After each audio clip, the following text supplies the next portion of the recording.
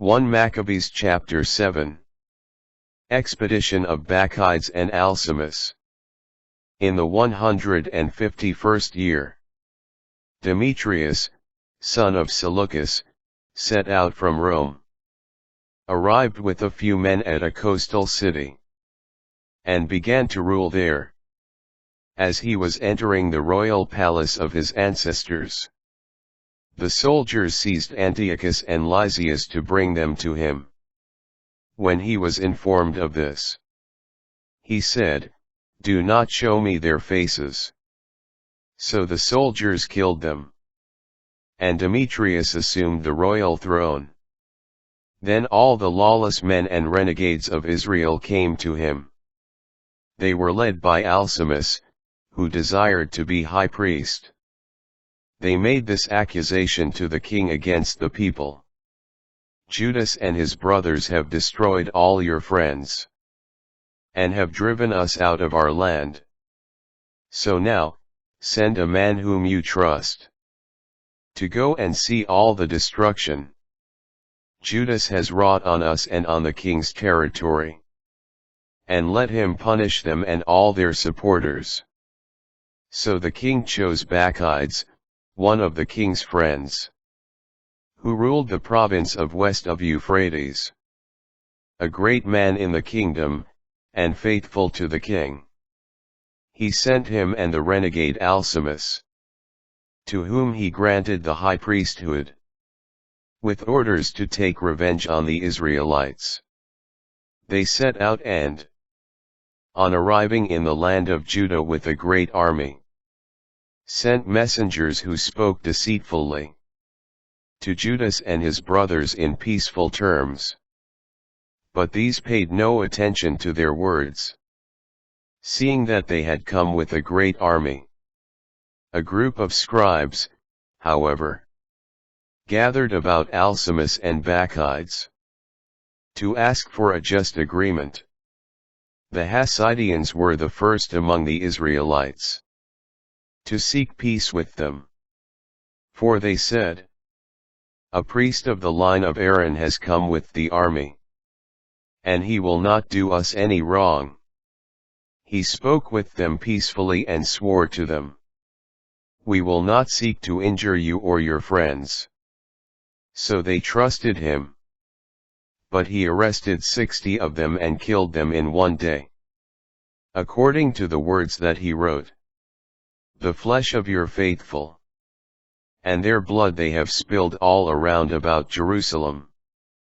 And no one was left to bury them. Then fear and dread of them came upon all the people, who said, "There is no truth or justice among them." They violated the agreement and the oath that they swore. Bacchides withdrew from Jerusalem, and camped in Bethzaith. He had many of the men who deserted to him arrested, and some of the people. He killed them and threw them into a great cistern.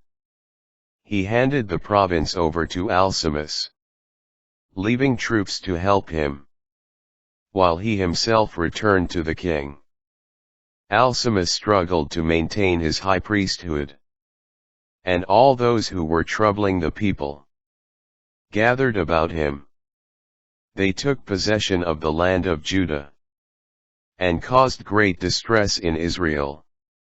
When Judah saw all the evils that Alcimus and those with him were bringing upon the Israelites, even more than the Gentiles had, he went about all the borders of Judea and took revenge on the men who had deserted, preventing them from going out into the country.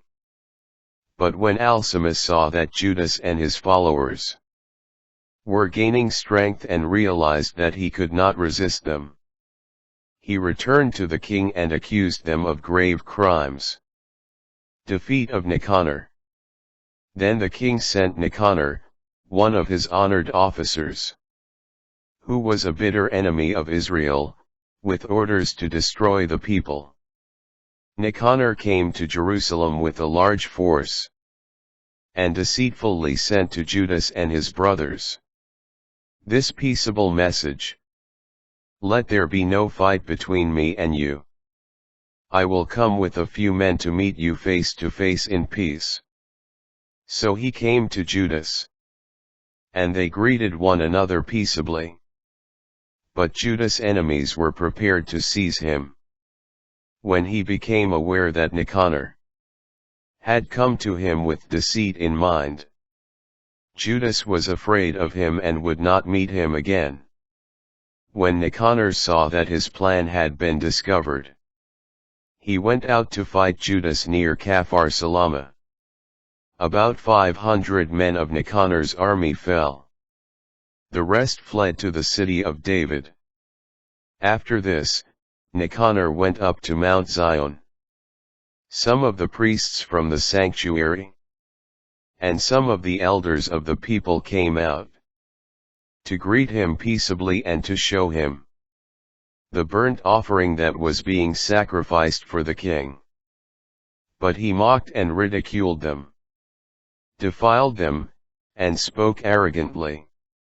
In a rage he swore, "If Judas and his army are not delivered to me at once, when I return victorious I will burn this temple down." He went away in great anger. The priests, however, went in and stood before the altar and the sanctuary. They wept and said, "You have chosen this house to bear your name, to be a house of prayer and supplication for your people. Take revenge on this man and his army, and let them fall by the sword. Remember their blasphemies, and do not let them continue." Nicanor left Jerusalem and camped at Beth-horon, where the Syrian army joined him. But Judas camped in Edessa with 3,000 men. Here Judas uttered this prayer. When they who were sent by the king blasphemed, your angel went out and killed 185,000 of them. In the same way, crush this army before us today. And let the rest know that Nicanor spoke wickedly against your sanctuary. Judge him according to his wickedness. The armies met in battle on the 13th day of the month Adar. Nicanor's army was crushed, and he himself was the first to fall in the battle. When his army saw that Nicanor had fallen, they threw down their weapons and fled. The Jews pursued them a day's journey, from Edessa to near Gezerah, blowing the trumpets behind them as signals. From all the surrounding villages of Judea, people came out and outflanked them. They turned them back, and all the enemies fell by the sword. Not a single one escaped. Then the Jews collected the spoils and the plunder. They cut off Nicanor's head and his right arm, which he had lifted up so arrogantly. These they brought and displayed in the sight of Jerusalem. The people rejoiced greatly, and observed that day as a day of much joy. They decreed that it should be observed every year on the 13th of Adar. And so for a few days the land of Judah was at rest.